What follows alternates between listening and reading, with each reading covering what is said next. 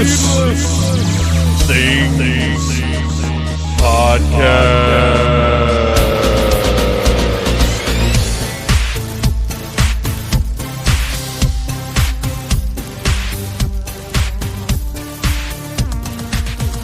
Hey, Phantomaniacs, welcome to the newest episode of the Needless Things Podcast, where we talk about toys, movies, music, and all manner of pop culture dorkery. I'm your host, Dave, and I am pretty much recovered from Dragon Con. My voice is still a little scratchy, but I had an excellent weekend, but it went by way too fast, and I think I say this every year, but I think next year I'm going to have to cut back a little bit because I feel like I really just didn't get to enjoy Dragon Con as much as I would have liked to. And unfortunately, a lot of that was due to running between the Hilton and the Westin several times over the weekend. I will be posting a full recap episode of some kind. I know for the last couple of years, me and Mike Gordon have been getting together and just sort of doing our personal recap of Dragon Con, and I'd like to do that again. But this episode had to go up today because the very last panel that I was on for the horror track was about It. About the book, about the 1990 movie, about Chapter 1, and about the upcoming movie, or rather, the movie that came out today. So I thought it would be really cool to release this episode to coincide with the release of Chapter 2. Like, it would be weird to put it out a few months from now, or I don't know. I just wanted to jump on this one. It was a good opportunity to do a little media synergy, if you will. This panel was the perfect way to end the weekend. I've been on quite a few panels with Mary Mancusi and Clay Gilbert, and Kat Scully was going to be there, but she was stuck in the dealer room. Her husband Michael showed up, and he was very cool. Enjoyed talking to him. And then Katie Elliott, who I know I have worked with before, but we couldn't figure out what it was on. I'm going to have to go back and look through my panel history to figure that one out. But she moderated the panel, and we all just had an absolute blast. Had a full house. It was a great, great time. It was the perfect way, like I said, to end my panels. Let's see. I'm trying to think how much detail to go into. I will say this. Like I said, I had just a few too many things on my plate, which is weird to say because we didn't even do a game show this year. The screening of Troublemaker was much, much easier to plan for. I mean, not even a comparison. But there was just a lot of running around. And I even irresponsibly missed my very first panel that I was supposed to moderate. More on that later. I do feel bad about it, but also it was pretty reasonable the way I handled not being there. And it's interesting because I thoroughly enjoyed every single panel I was on. It was mainly just the running to and fro, if you will, that got to me a little bit this year. It would be nice if I even thought about maybe staying in the Westin next year, but I love my Hilton so much, so I don't think I'll make that change at any point. But it was great. It was great. It was a great time. I got to hang out with really cool people all weekend long. I got to talk on panels with cool people. I got to do my first panel for the urban fantasy track, which was great.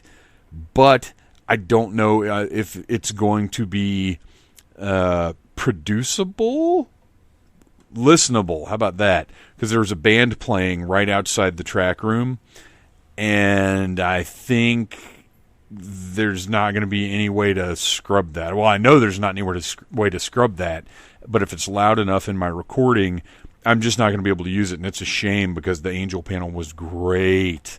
Like I said, all the panels I was on were great fun. Nobody pissed me off this year, which is nice. Oops, I've never mentioned that's happened before. I love everyone, and I've never been on a panel with an annoying blowhard who doesn't know when to shut their mouth and let other people talk. I'm always very concerned people are going to think that about me, because I project and I get my thoughts across, but I always try. I try to never be the first person to speak. When a question comes up or when something is said, I always give it a beat to give somebody else the opportunity to speak up. I never dive into something unless I get like really, really excited or I feel like it's a question that's sort of specifically suited to me. Like it didn't happen, but if we were on the Angel panel and somebody said something about the toys, well, I would feel obligated at that point to speak up because that's kind of one of my areas of expertise. But I try to be very conscious of how long I speak. I try to be very concise and not ramble. And I try to give clear cues when someone else should cut in, and I try to converse. I don't know. I think that I'm pretty good at all of that. And if you've ever been on a panel with me and you don't feel that way, shoot me a DM and let me know, and we can discuss. But not everybody is that way. Some people like to get on the mic and hog it and not converse and not allow other people's opinions. And I think that makes for a terrible panelist. And I think people that do that should be banned from Dragon Con for life. I'm just kidding. That's severe. But they shouldn't be on panels. But anyway, just a great time. And this panel is fantastic. You're going to enjoy it. If you listen to it before you see it, Chapter 2, you will get a little bit of insight. And you'll maybe it'll enrich your viewing experience a little bit. And, if you wait and watch it after you've seen it, Chapter 2, I think it'll still be a fun listen, and you'll know more than we did going into the panel, which may make some of the things we predict or speculate on about this sequel hilarious in hindsight, because who knows? I won't know until tomorrow night. I'm recording this Wednesday night because I mentioned a couple weeks ago my work schedule just happened to give me more days off than I normally get. So I got home from Dragon Con Monday morning at 8 a.m. That's right, after the puppet party, after the puppet slam and later on into the evening. I got back to my room, I loaded the car, and I went home because by that time I was completely sober and ready to go. So I got home at like 7:45, had some breakfast with Mrs. Troublemaker, and went to sleep for 8 hours, and it was 8 hours of the best sleep I've ever had in my life. It was great. And now I've had Tuesday, today, and I'm off tomorrow as well, and then I don't go back to work until Friday night, although that kind of stinks because I'm working Friday, Saturday, and Sunday night. So it's like last weekend was Dragon Con. This weekend is literally the opposite of Dragon Con. I'm away from home all weekend doing the opposite of having fun. So, but I'm fortunate to have had as many days off afterwards to recover as I have had. And I promise you guys, I am going to be productive this weekend and have some great stuff for needlessthingspodcast.com for you next week. I'm not going to say yet because I don't know what I'm going to feel like writing outside of our monthly previews rundown. But I did pick up previews today from my local comic book shop, so I will be doing my previews rundown this weekend. So that'll be up next Wednesday. Monday, I will be posting the interview with Ryan Magnon from Panda Moni Toys that was supposed to go up today, and due to one thing and another, just didn't. So that'll be up Monday. Tuesday, we'll do Home Again, which I might have already written. I know I did at least 1 week in advance. I might have this one done as well. Maybe not, but it'll be up regardless. And so there you go. Plenty of good stuff happening For you guys, I'm excited about how Dragon Con went down. I will be talking to Mike Gordon soon. I will be talking to Mr. Bo Brown soon. We have 2 new podcasts that we've got to get in the can, one of which will be a thorough review of Dark Crystal Age of Resistance, because holy moly, it's amazing. You guys, if you're not watching it, watch it now. Oh my gosh, it's blowing my mind. I'm only on the 4th episode, or I just finished the 4th episode, and it's gorgeous. Every few minutes I get a little teary about how beautiful it is and how I truly do feel, as Bo Brown and I stated before Dragon Con, that it is the culmination of everything Jim Henson ever dreamed of. It's delivering on the promise of the movie. It's just wonderful. But that's enough intro for now. I know you guys want to hear about Pennywise the Dancing Clown. You want to hear about it, and you want to hear from the lovely panelists that I got to spend my last panel of Dragon Con with. So here it is. It, Pennywise, oh man, is it returns or lives? I don't have the graphic in front of me, and I haven't named my podcast notes yet. So it, the return of the living Pennywise. Enjoy.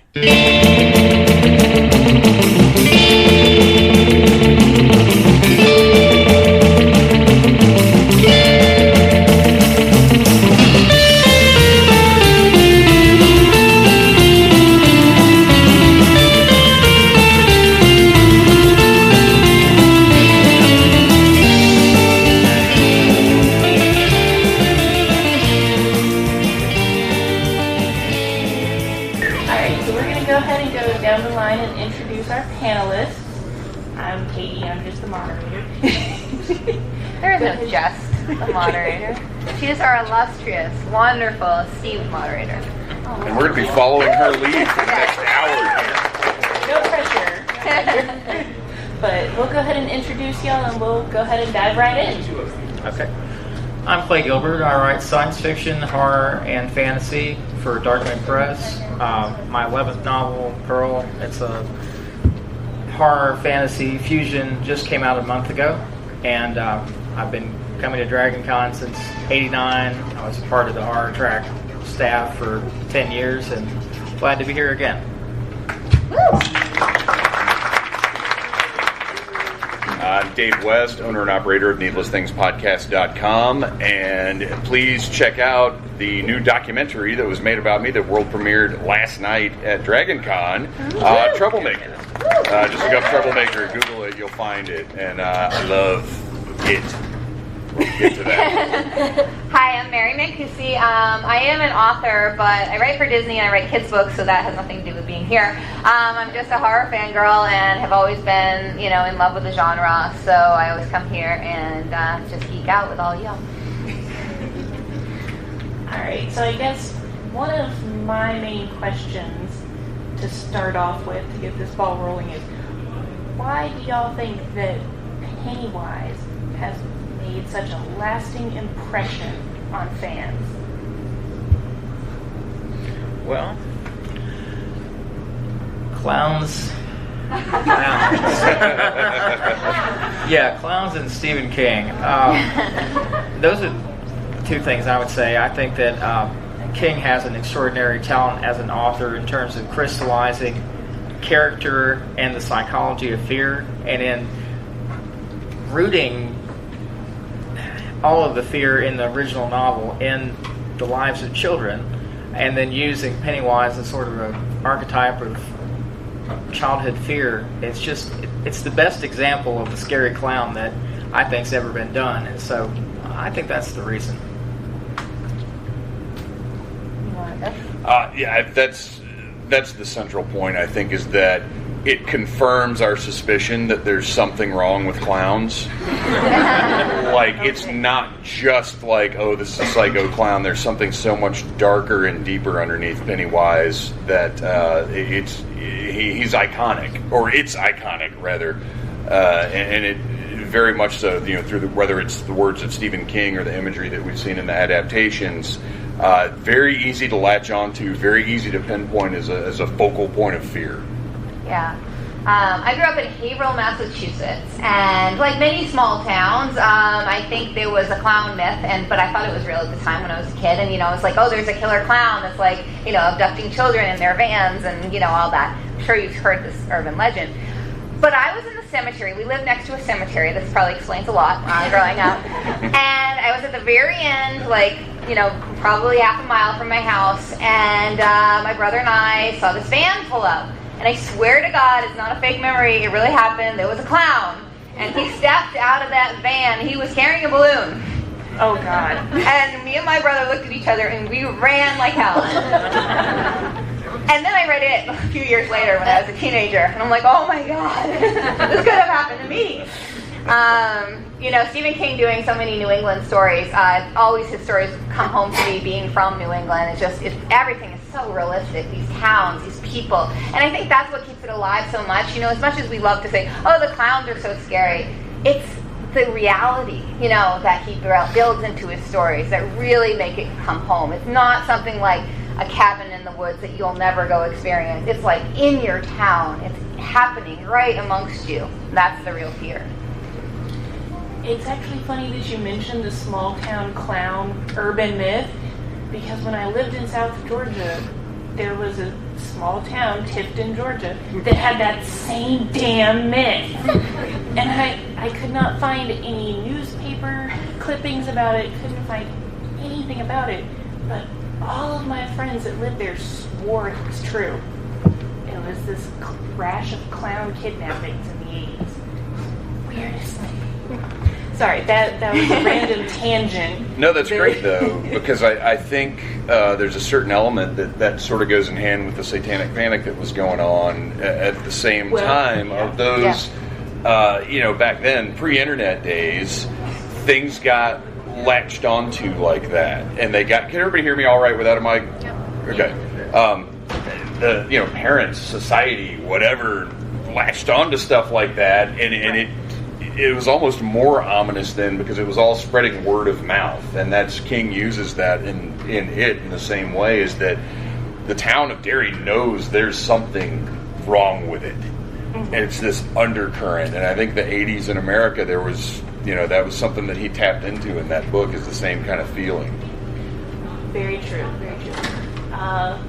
Do you think that one of the reasons maybe he picked a clown was because of sort of the stigma attached to carnies? Anything to do with that, maybe? I mean, we have a stigma against clowns now, probably stemming from the 80s and all that, but the book takes place, we're not talking about the new movie, but the book takes place in the 50s, where clowns were actually kind of cool and fun and silly and la la la, like you go to the circus and there's clowns and they're funny, haha. I don't think they had that kind of clown thing in the 50s. So using something that's such a childhood delight, when Georgie goes to the sewer and, the drain and is like, oh, there's a clown, how cute, like how festive and fun. Like he doesn't have that instant feeling of dread that we all have because we have this preconceived notion of clowns. So this idea of something that was childhood innocent, but so evil under the surface. And that's a good point, actually. Nowadays, when we watch the adaptations or read the book or whatever, the idea of Georgie going to this storm drain and not immediately screaming and running away from the clown in the drain is a little weird, and they have to do a really good job of presenting it for us as an audience to buy it. But in the time period of 1958, you had Bozo was around, right? I mean, you had clowns as entertainers was still a concept. They were it was like Pikachu walking around now. Like it was the same kind of thing, which, by the way, 30 years from now, let's go ahead and update it, but with Pikachu instead of Pennywise. There you go. It's horrifying. When did the whole trend towards clowns being creepy start? Do y'all think it started with it? Because I've had to kind of try to wrap my brain around that in preparation for this. I mean, I watched Bozo the Clown in reruns on WGN when I was a kid in the late 70s and early 80s. And Bozo wasn't creepy. And yet, well, he was not as creepy as Pennywise was in 83 when I read it. But I don't think Now I think we go instinctively to creepy when we say the word clown. Yeah. Back then we went instinctively to fun and maybe a little odd. I don't know where that tip over started to happen, unless it was with King's book. I don't know. I don't know of another case. It might have possibly been with like John Wayne Gacy. I mean, That's once people realized that he was like a children's entertainer and was like dressing up as a clown, and they found all the dead bodies of the boys, I mean, I could imagine that would kind of skew your view of that innocence that you're talking about. Yeah, it's very interesting because that's a stigma now. You see a clown, and I think that skin crawling is the first feeling we get, but it wasn't always that way, and that's very possible that's where, as a society, that started to spread out from there. And that's one of my, I'm sure we'll get into it, problems with the new remake of the movie is that they decided to set it in Stranger Things land, or 80s. And it takes away, I think, a little bit about the book that I loved so much, because I love this retrospective of what it was like in the 50s of kids growing up with monster movies, that you can go to the double feature at the cinema. It's a different experience growing up in the 80s and experiencing what happened. And I know that in some ways it works because it is so generational, as in, like, it does repeat over and over. And maybe this is like an idea of, like, this is what would happen if the timeline hit at the 80s instead of the 50s. But I just love the 50s stuff that he puts in his book. And I feel like that's missing in the new movie. Yeah, I agree with that. In a way, I guess you could say that the 80s was sort of the last gasp of that 1950s innocence, so that there's a kind of innocence that's still there, but it's an innocence that's fading away, as opposed to that 50s setting. I mean, when you have, like in the original book, you have not only it taking the form of Pennywise, but it taking the form of Frankenstein's monster and the Mummy. And that was one of my problems with the first adaptation, is that all we got was Pennywise, and it's still, I kind of wanted to see Frankenstein and the Mummy, or if you're going to set it in the 80s, I wanted to see Jason and Freddy Krueger. That would have been cool. Yeah. But instead, we just get Pennywise, and I don't know, I think it kind of simplifies the more universal threat that King has in the book. But, oh well, it's still creepy, it still works. It's a semantic point. I mean, That's interesting you brought that up, because I really hadn't even, I was aware of the time frame change, but it didn't bother me a bit. But you're absolutely right in that we did lose a bit of the essence of the story by moving it into the 80s. But I think for modern audiences, it was probably the right decision. yeah. And it enables it for the conclusion to be present day. Whereas what was happening when they were kids, like one of the common problems now with horror is cell phones kind of ruin horror movies. So Dorky would so make a TikTok video and like. So to establish that childlike fear that they had, I think that was kind of the last decade where you could really make that happen. Definitely. And welcome to our new panelists. Would you like to give a brief introduction? Sorry. Sure thing. Hey. I think there's also, you're right, there is a danger in updating it and possibly losing some of the specifics of the horror from King's book. But I think one of the other things that's going on in it is one of the sources of fear is not only just the obvious, but also the idea of disconnection, the idea of these children not being able to not being able to communicate some of the things that are causing them to be afraid in their own lives. Abusive parents, feeling of outsiderness, or marginalization, and those are things that still translate, and those are things that maybe even are magnified in our world now versus what they were in the 80s. So I don't know. Some things change, some things stay the same. Very true. We got a new panelist. Go ahead, a quick introduction. Hi, my name is Michael Scully. I've had a sub out for Kat Scully because she's double booked. So So I got stuck on the wrong side of a Star Wars parade. So Such a DragCon thing to happen. Right. well, I was double booked for that too. I was supposed to be. Oh, well, we're sorry. No, I'm definitely happy to be here. Welcome to the horror track. But yeah, no, I can definitely agree with losing that 50s vibe. But I do think that for younger generations, seeing the new rendition of it, having it be modern day might make it a little bit more relatable. I hope that's why they did it. I hope it wasn't a Stranger Things cash grab, because they actually put one of the kids in Stranger Things in the movie, which I felt was really distracting. It was very hard for me. I don't know if, I'm curious with the audience who likes that they split it up too, because one of the things I loved about the book was that, it was like the adults looking back and kind of weaving it in. How many people like that they split it up between kids and adults? And how many people wish they had kind of done the more like the book is? Okay, so we got a mixed bag. Interesting. Okay. I feel like if they had tried to do it as one feature, we wouldn't have gotten something as interesting as what they've done. We wouldn't have gotten as full of overall feature, because I believe the director, I believe Andy Muschietti has already said that there's going to be a cut that's the full feature, that's both movies put together. And I want, 5 hours, I guess, at this point. I want that good 5-hour full story. Whatever his vision is, I want to see it.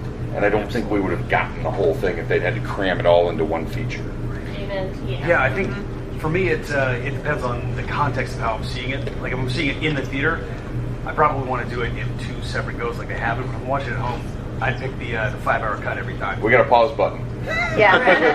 Right. Netflix limited series. Right. Because 5 hours is a little much to ask someone to sit in a theater seat. But at home, on your couch, or wherever, in your bed, wherever you watch your horror movies, 5 hours is nothing. Yeah. Let me tell you what isn't nothing. I tried to listen to the entire It on audio this summer. I'm down to 6 hours. It was 48 hours, I think. And Oh my gosh. I was listening at 1.5 speed at the end just to try to race through it. It is a long book, and he meanders a lot more than I remember from when I was 15 or when I originally read it. I did the same thing. I listened to it on audiobook at work, and it was very long. It was very, very meandering. And it's shocking some of the things that I forgot. Like, the bullies are horrible people. Yeah. And when you think of the movies, you're like, oh, they're like bullies. Oh my God, they kill animals by torture. They killed their baby. One of them killed their baby brother by strangulation. Yeah, the death of the bullies is so much more horrific than you see in the films. Yes, which leads me to, I guess, the next main big question is, what are we hoping to see from the book in this new ending chapter? And I'm staying away from the scene. You all know what scene, and I'm staying away from that. We know we're not going to see that. Well, we won't see that because that was a kid scene. Exactly. That's just, no. Not okay with me. But other than that, what are some of y'all hoping to see with this ending chapter? Like your favorite scenes? Well, from what I've heard, Richie steals the show, the actor who plays him. So I'm very excited because I didn't really love the Richie that they picked as the kid Richie. I didn't feel like he was out out there enough as much as he was. And Sean Green played Richie in the 80s version or 90s version or whatever, and he was kind of great. What's that? Seth Green, thank you. And he was fantastic. So I'm very excited to see this adult Richie that everyone's talking about. Yeah, I think for the most part, the casting is amazing for the adult versions. And one thing I'm really looking forward to seeing how they handle, and I feel like the movie kind of has to open with, it, is Stanley. Because it's brutal. And we're going to have some context for it, though, because we have not yet seen this actor portraying Stanley Uris, so as an audience, we won't have that instant connection. So I'm very curious to see how they're going to give that scene the impact it has to have with a fresh new actor that we don't know already. Unless the film opens with a flashback showing Stan as refreshing our memory of Stan as a kid, right, and then bringing it forward into present day and what happens with him in the present frame. And I think that's what they'll probably have to do. I mean, we know they've shot stuff with the kids for this one. It's not just adults. They're bringing the kids back. So there will be some fleshing out of the story we've already seen, and there will be opportunity to build that bond again. And I think doing that, too, would be a good way to sort of restate what the strength of the first film, and that was just the character elements of it. I was really frustrated with the reviews that the first movie got. This isn't a real horror movie because there's so much emphasis on character, and that's just not true. I mean, there's tremendous horror to be had out of good characters. Yeah, I think like everybody else said, really, I would watch this cast read the phone book. But the thing I am more excited about, honestly, is to see more of Pennywise. Because I feel like I read the book first, and then I saw the 90s series, and I do feel like the ending of the 90s series was kind of a letdown just due to technical limitations, and I really want to see how they handle it. Yeah. I hope they give more of a role to Mike. I feel like in the book, he was, they didn't do anything with him. Ben took over as like the historian role, and I was really, really mad about that. And then Bev, who was like the linchpin in killing it the first time, they made her get kidnapped. So I hope both of them have more of a role and more agency in this film. I think it's safe to say, Mike, just from the trailers we've seen, I think Mike is going to be a much bigger part of this one than he was in the first one. I know it's hard because it's a shorter movie and Mike comes in much later in the Losers Club, like he's the last member. But still, I don't feel like they gave him enough to do. No, I definitely agree with that. It's funny that you mentioned wanting to see more Pennywise because I read a little factoid that Skarsgård actually was terrified by this role, and it gave him nightmares. He had nightmares about Pennywise for weeks after they wrapped the first film. But I do look forward to that. Who here hasn't read the book and doesn't know how it ends? Oh dear. Well, spoilers. So there might be some spoilers. Just a heads up. Is anybody looking forward to seeing how they do the transformation from Pennywise the Clown to the terror, like the unholy horror spider creature?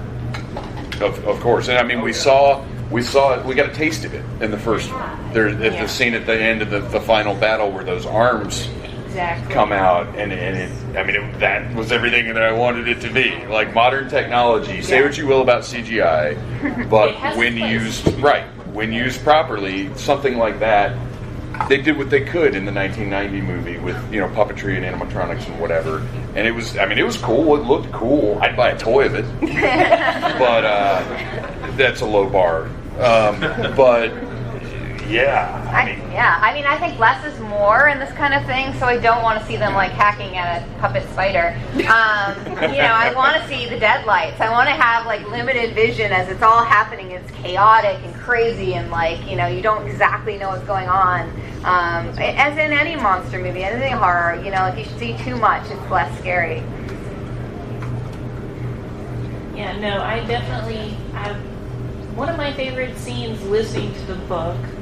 I'm glad I wasn't the only one who did this. No, you're not the only one. The part that kept my attention the most was when Bill was floating in and out of consciousness with the deadlights, and he was in that crazy world with the turtle. The turtle will save us. Like that was the part that kept my attention the most. So I'm looking forward to maybe at least touching on that. I'm hoping. The turtle is such an iconic Stephen King, thing that goes through every, bit of his work. And so it would be a shame to not have that somehow. Right. I'm hoping that they at least, little tidbit in there. Well, they've already established the presence because of the turtle Lego that was in the first one. So that's already. It's when Bill sees Georgie running through the house right before the scene in the basement where Pennywise, he's gone into Georgie's room and he picks up. It's a turtle made of Lego. And then he drops it and it breaks, which is very interesting visual imagery. If you're a King fan, you know that turtle breaking is bad news. Right. They've again, Andy Muschietti, the guy, and I apologize, I'm sure I'm mangling his last name, but he knows the work, and he's getting good stuff in there. I think you'll be happy. I'm curious how you guys like Skarsgård as Pennywise. A lot of people before the movie came out were like, oh no, like Tim Curry's it. Like no one can be Tim Curry. This is just going to be a disaster. But I had seen him in Hemlock Grove, which he plays a very different character. But I really loved him as an actor anyway. And so I'm curious what you guys thought of his actual performance so far. Better. I was about to ask you that too. The new one's better. So much better. Yeah. Do you prefer Tim Curry or Bill Skarsgård as far as personally? Who do you like? Like on a personal level, do you prefer Tim Curry's version, or do you prefer Bill Skarsgård's version? All I will say, to be diplomatic, is that I love that they didn't try to make them the same.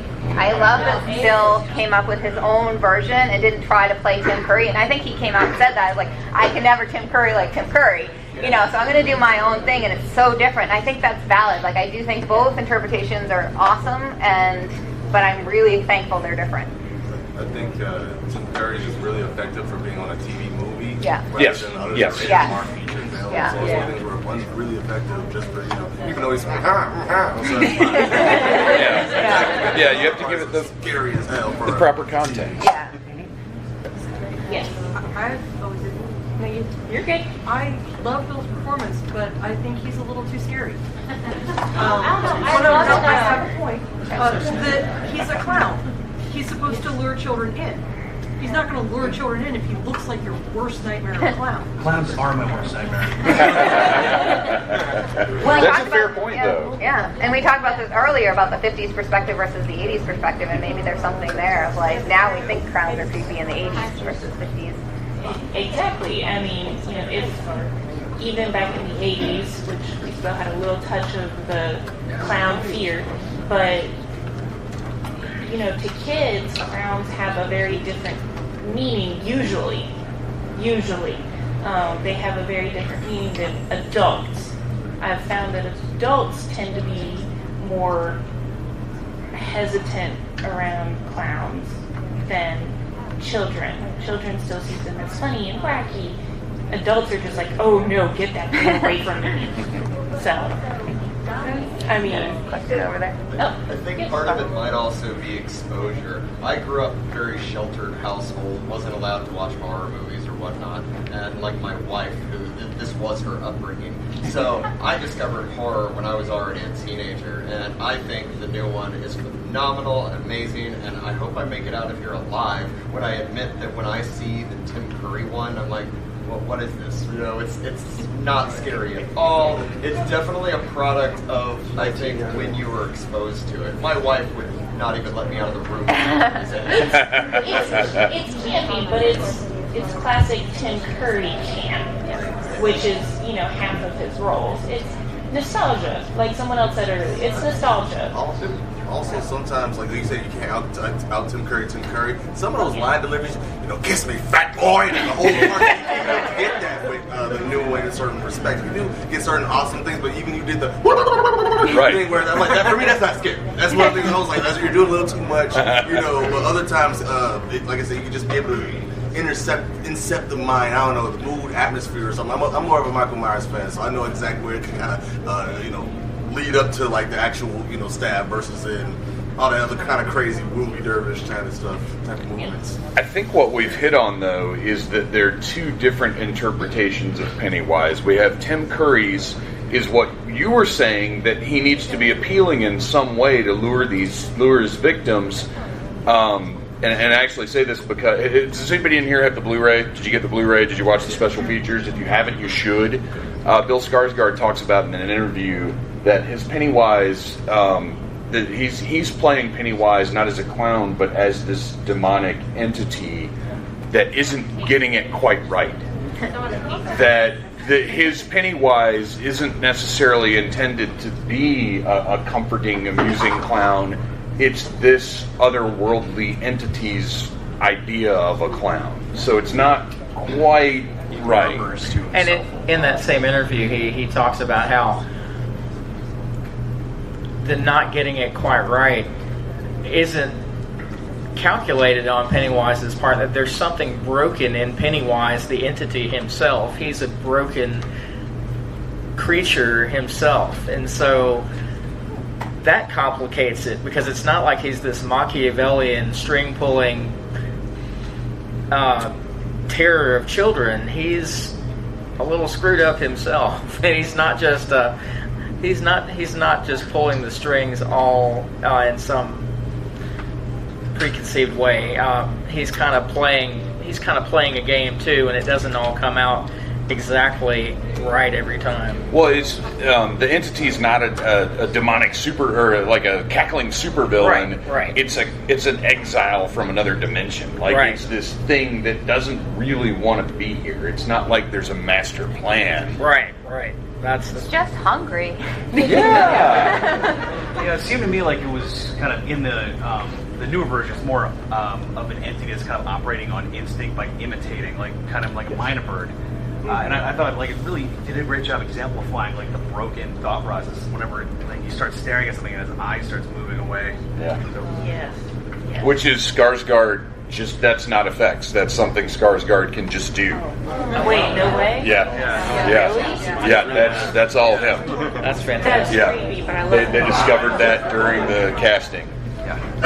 And actually, you bring up a really good point of trying to imitate something. It's almost like John Carpenter's The Thing, where it takes that shape, but it's not right. Yes. Go girl. Thank you. Also have to remember, John Wayne Gacy was 72 to like 78. So if it's set in the 80s, clowns aren't going to be as accepted as they were previously. Because you're now going to have that fear of what is this clown doing, because there's already a creepy silly-year-old clown that was walking around. Very true. Very true. Yes, lady in the back. Going back to what you were saying about the division of both adaptations of it, my niece, who was 12 years old, she saw the new one, chapter 1 first, and then we have our bonding moment through horror movies. So she was like, when she came over, she was like, I want to see the old one, I want to see the old one. So we watched it, and so I was asking her to compare, the two, and she liked how the new one is broken up because the kids were first. And so I just think it resonates with this generation the way it is for it to be scary enough for them. Yeah, I can definitely get on board with that. Yes. One thing I kind of picked up on was like Skarsgård's interpretation kind of like hits that uncanny valley a lot more, where there's less personality behind it than the original, where it was like Tim Curry being Tim Curry, and you can't separate. It's like Bill Murray nowadays. Of you can't really pull the two apart. But Skarsgård made it almost like uncanny valley. It was this thing moving, but it wasn't quite human. Yeah, and I mean, as much as I love Skarsgård, most people didn't know who he was before it, and so that's kind of having him not be a character actor probably helped with the scariness. And to find out he's such a cutie pie. It was unbelievable. Like the first, because all I ever saw of him was the Pennywise makeup, and then once I saw him for the first time, I was like, what do you expect? What a handsome fellow they have playing this monster. You need to watch the first season of Hemlock Grove, then. I do. I need to get on that. Well, I loved him in what was the Hulu show, the Stephen King.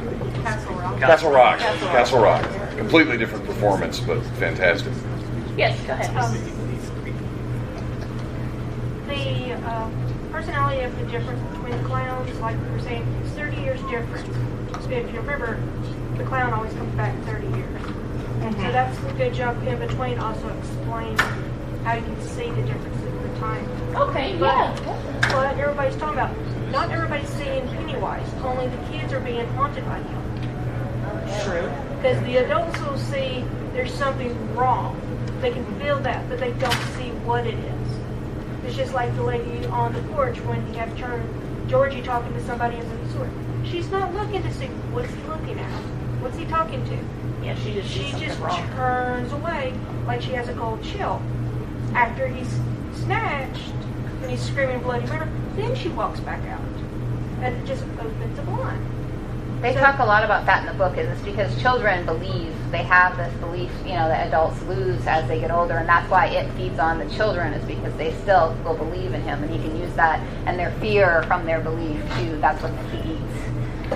And that is one element that I would have liked more of in the first movie, is the discussion. And I think it would have been hard to do, but the idea that the parents know how wrong Derry is, because they have the two moments. They have the one you were talking about, right after Georgie is taken, and the lady looks out and sees the giant pool of blood in the street and is like, oh, well, I guess I better go feed the cat. And then later on, when they're carving initials into Ben's stomach and the car drives by, and the two creepy adults are just like, well, we'll keep going.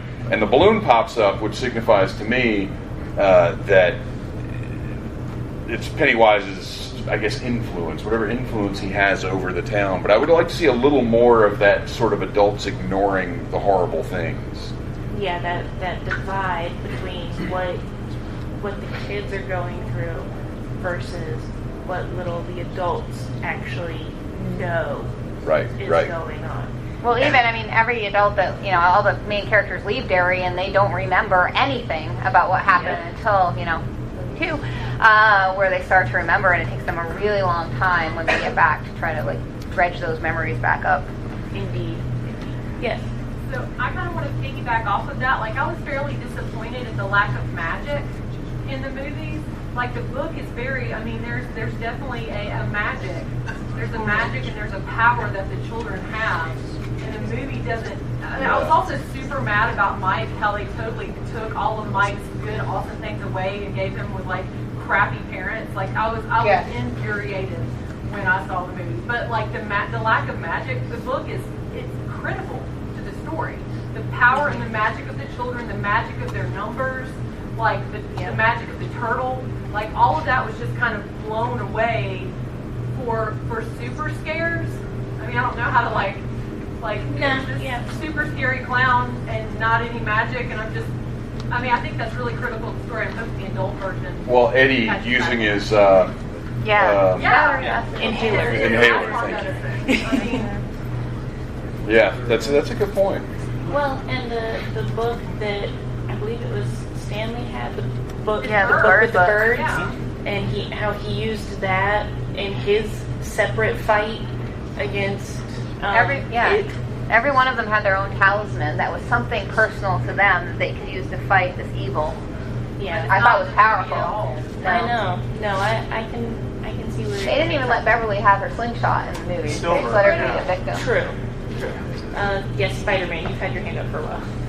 So, moving a little bit off of that, but do you hope or think that in the next one they're going to try to do, because in the book, they have a lot of going through building each character's history between them being a kid and being an adult, kind of how they grow. Do you think or hope that they show kind of that, at least a recap version of that for each episode? Not recap, but I feel like they're going to have some of it, because it defines who they are. Beverly marrying a guy just like her father, and then Bill's wolf actress wife, who's the false Calvary in Stephen King book. And all those things. Those are important to who they are. The fact that none of them have been able to have children, I think that's something that was important. It was never really spelled out in the book of why, but obviously this idea of this, their childhood has never quite ended because they've never been able to get rid of it. But their teen years moving into because specifically I remember a lot of Bill's thing, going through high school, college, and trying to be a writer. Do you think that's going to be something they're going to try to keep and push in there? Or do you think it's is likely that it's going to be kind of. Do we know how long the movie is? It's 2:45, I think. I believe For that length, I feel like yeah. they could do some stuff. I don't know, but that stuff, I don't know how essential that will be to the story they're telling with this adaptation. So I don't know. I'd be a little surprised if we see any iterations of the characters other than the kids and the grown-ups that we know have been cast.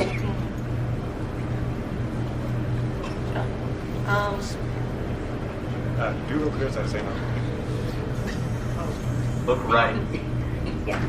Going back to the comment of magic, while I think it's lacking, there is still some there. Can you speak up just a little bit? There still is some magic in the movie in the sense that when the gun that killed the sheep, I'm pretty sure it's out of bullets or whatever, and they're able to use that's basically the slingshot. Well, Beverly doesn't use it, which is I think terrible. At least I think it's Mike who uses it, which is worth something. I'm hoping there's more connected, but there's still magic. Well, it ends up being Bill with Georgie at the end because Georgie comes out from around the big drain and is trying to fool Bill, of course, and that's Bill hardcore, just which is fantastic because the creature's reaction to that transformation scene is tremendous. Like, we're already scared of Pennywise, and now we have the little dead zombie kid creepy in and of himself with giant clown arms and feet and everything popping out of his body. Like, I loved how that was shot and executed. Definitely. Yes. So this is going off of something you said earlier. How the parents would like to see them like being influenced by Pennywise more. But I noticed while I was watching the movie and then confirmed with some friends of mine that whenever the parents are watching TV, they're all watching that same channel. Yes. Of like Pennywise and the people telling. Yeah, the crazy lady who's saying, "Go play in the sewers with your friends," and then later on it's telling Henry Bowers to kill him. And you see his direct influence, but a little bit more of the sort of undercurrent of adult neglect. Yeah. Got a question way over in the corner there. Yes. So I read the book probably way too young. Saw the movie, saw this piece of movie, and then tried to get to the audiobook. Do y'all think that they're kind of capitalizing on the crazy clown killings that happened a few years ago, but how the ideation of Pennywise wasn't quite as like fitting the horrors of each individual person that stayed as a clown? Or is it kind of just coincidental that they stayed that way, or they kind of capitalize on the terror that came with that? I think it's more that at this point the vision of the killer clown is more iconic. Because I know what you're saying, like in the book and even in the TV version, they have the werewolf and like all the other different variations of it. But I think at this point, like people are kind of primed to recognize that it is physically seen as Pennywise. So But we did get the leopard. We got Stanley's painting, the painting flute lady. That's like the second scariest thing in the whole movie. Which is, by the way, the scariest thing in the whole movie. To me, the scariest scene in the whole movie is when Ben's in the library researching and the librarian's standing behind him, just like that smile, just staring at him, because you don't even necessarily notice that your first run through. And then you see it, and I mean, to me, that's a jump scare, even though nothing is technically happening. It's horrifying. For sure. You've raised your hands a couple times. I came in late, so I'm sorry if this was discussed already, and if it was, just ignore me. But how canon do you think Richie and Eddie is going to be in the new movie, if at all? Well, Richie has to be less of a racist. I mean, I know like what Stephen King was doing, like trying to do in the book, is that they all had their thing that made them the loser, and so they made fun of it, and they didn't mind that they were making fun of it. But good Lord, going back to reading the book and listening to it on audio now, I'm like, this is terrible. Like, this would not play now, and they can't do that anymore. So I think, Richie with his voices, like he you know, have a little more PC, I guess. I don't know. I don't know how to explain it, but for sure. I was honestly surprised to even hear he did, at one point, he did like sort of a Mexican accent. And I was a little surprised even that got in. Because, look, my brain is different than it was 30 years ago. And, you know, that's some of the success of the societal changes that we're going through right now, is that stuff that I would have thought nothing of when I was 13 years old. You know, now I'm like, oh, that doesn't look real good.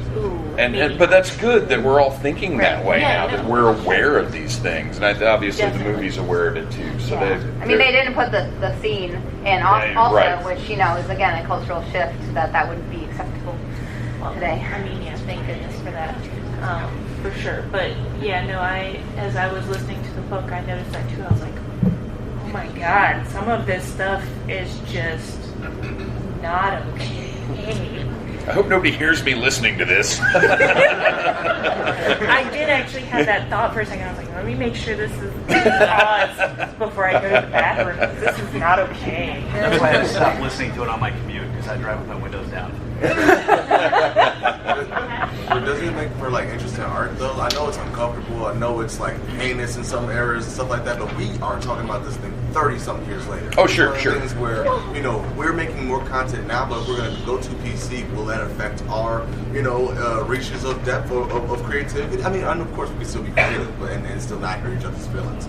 But in terms of just the full-on extent, the nth degree, so to speak, can we go there? My only concern is when we're casting a false light on the past. Yeah. I don't think we ever want to erase the fact that society was that way.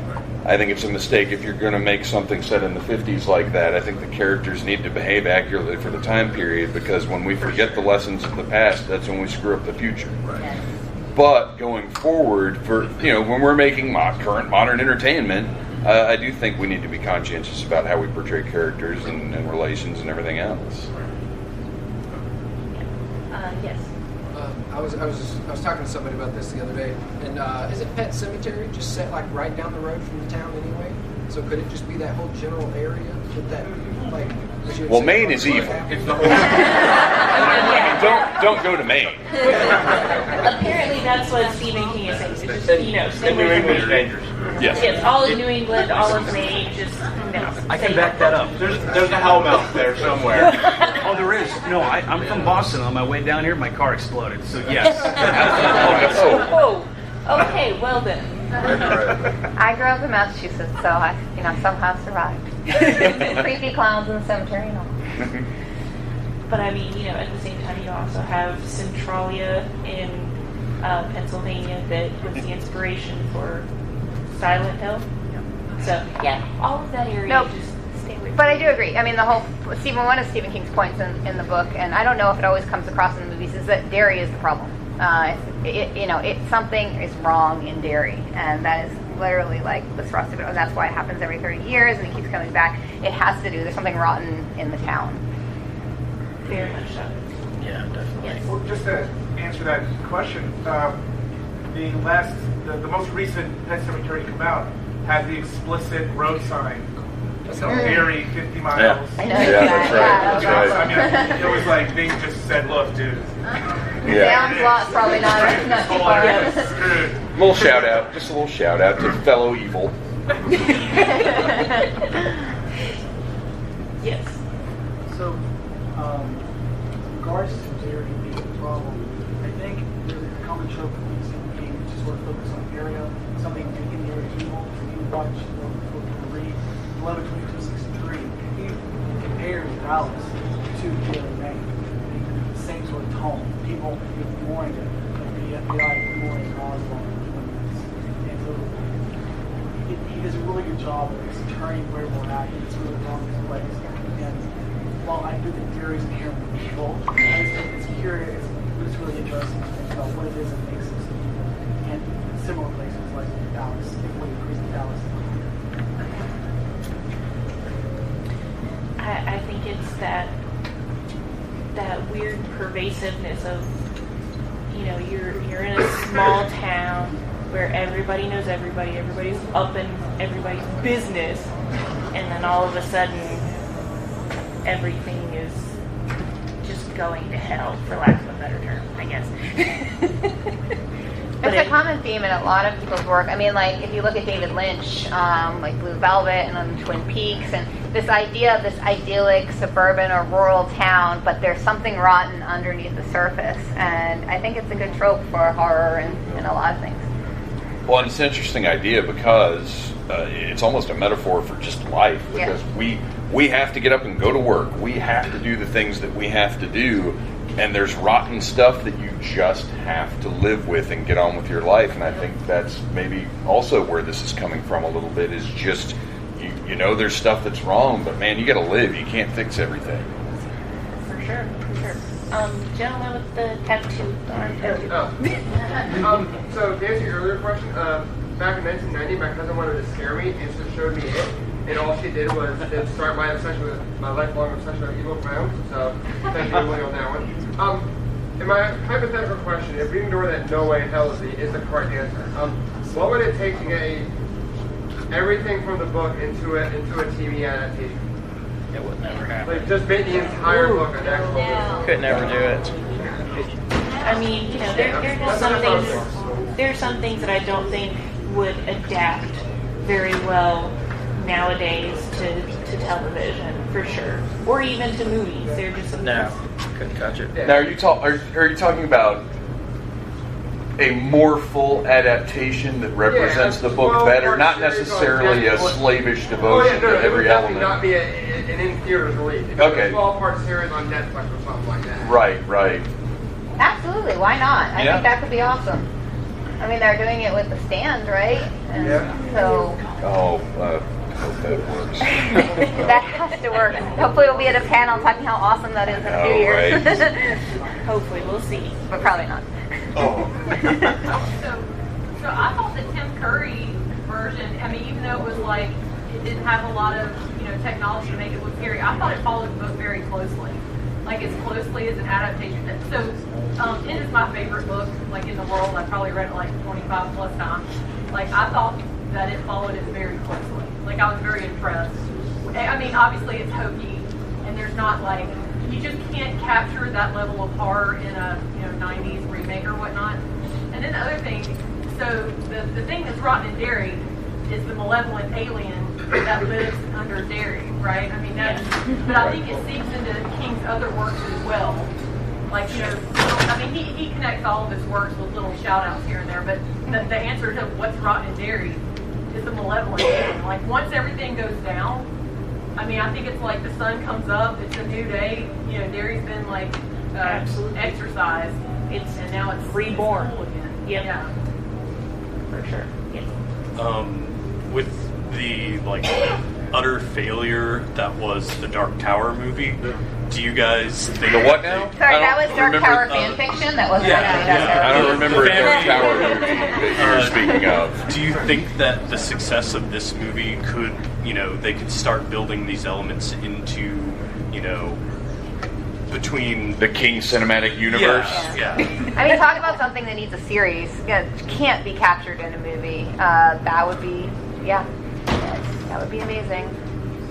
And I think they could do it. I mean, if you start with, like the gunslinger and tell the story as it is, like, it's a great story. And it's a long story, so you just can't do it in a movie. They could actually put the seed in it too, because it is part of the gunslinger series. Yeah, absolutely. Okay, one last question. Yes. Okay, so maybe another way to look at it is this way. Maybe it's not it making Derry evil. Maybe Derry is evil, therefore it thrives. It could be sort of a commentary on. That was my interpretation, actually, because I felt it was a commentary on the tendency towards small towns to kind of ignore the problems and sort of, if we pretend it is not happening, maybe it'll go away. So I grew up in a very, very small town, and that's exactly what happened. I mean, there was some pretty heinous stuff that we found out happened, and everyone just completely ignored it, and I only found out years later. So I thought it was a commentary on that tendency. Is that maybe just my reading of it? I see it as it is the source of the evil, but due to the nature of small towns, it's able to thrive in Derry. I see it as sort of an evil symbiotic thing, like where neither side, like parasite. Actually, it's not a symbiotic relationship; it's a parasitic relationship where it is able to feed off of the fear in this town, and off of the lack of caring of what's going on, of what's wrong. Oh, and also everybody remember to go into the Dragon Con app and give this the old 5-star rating. Yeah, if you want to do a part 2 next year, go rate this 5 stars so they'll let us do a part 2. Yes, so we can come back next year.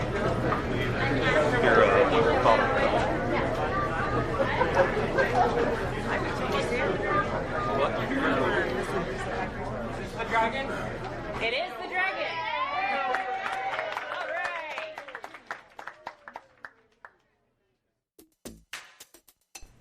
If that seemed a little abrupt and weird at the end, it's because after my last comment, there was some contest business, and a couple of other things that were really great for the live audience, but would not have made for an interesting 5 minutes or so for you guys listening at home.